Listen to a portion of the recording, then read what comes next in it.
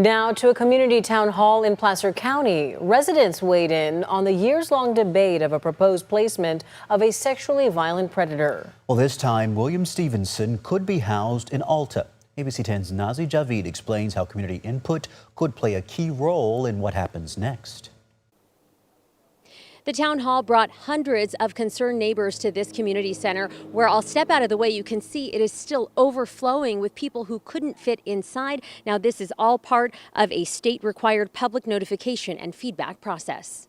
In this small community center, big community voices. Should something go wrong, there are no neighbors to hear the screams. As residents spoke during public comment, raising concerns about safety, supervision, and whether a rural community like Alta, with a population of just over 700 people, has the resources to handle a sexually violent predator placement.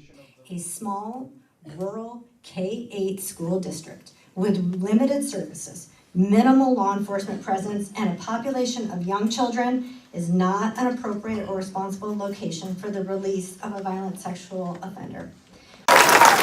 For many here, the setting itself is a major concern. We have a baby on the way. My husband works outside of the home, so he can be gone for as many as 2 to 3 days. It's just me and my son, quite rurally out there by ourselves. Placer County officials have been speaking out about Stevenson's disturbing history. Stevenson planned and methodically carried out a plan to attack and rape women. He had staked out his targets and had attacked these women when they were unsuspecting. That fear hit home for residents living right next to the proposed location. The property that in question is right above a Christmas tree farm. We have thousands of families that come every single year. This neighbor and pastor delivered passionate public comment at the meeting.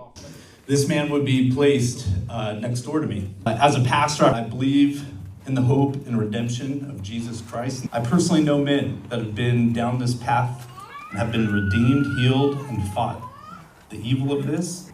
After even learning more information from the sheriff, this man is not a healed man who's having sexual fantasies about his victim. It is well documented that he is not showing signs of rehabilitation, that he has reoffended in previous times that they've tried to release him. This is just going to be a short experiment to see what happens at the stake of a small community. Residents say they want their concerns formally included before any decision is made and are shocked that it's even up for discussion in this small, close-knit town. We live in California. Welcome to California. This is why we're in this mess. And the community feedback will then be compiled, put together in a court packet to be submitted by deadline to the court on January 28th. In Alta, Nazi Javid, ABC 10.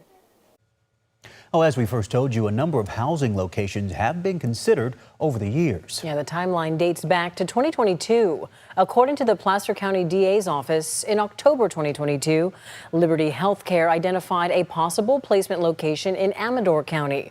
But months later, the placement was outlawed. In July 2023, a judge ordered a transient release in Placer County, which launched an opposition campaign and a number of housing meetings involving the public. In February 2024, the Department of State Hospitals asked for money to hold a possible home in Placer County. In March 2024, another housing location was considered next to tribal land, but it was determined not to be viable a month later. Then, in August of 2024, a financial hold was placed on another Placer County address. In 2025, the DA's office says Stevenson went through more treatment. Now, a new placement hearing for his conditional release has been scheduled for February 13th.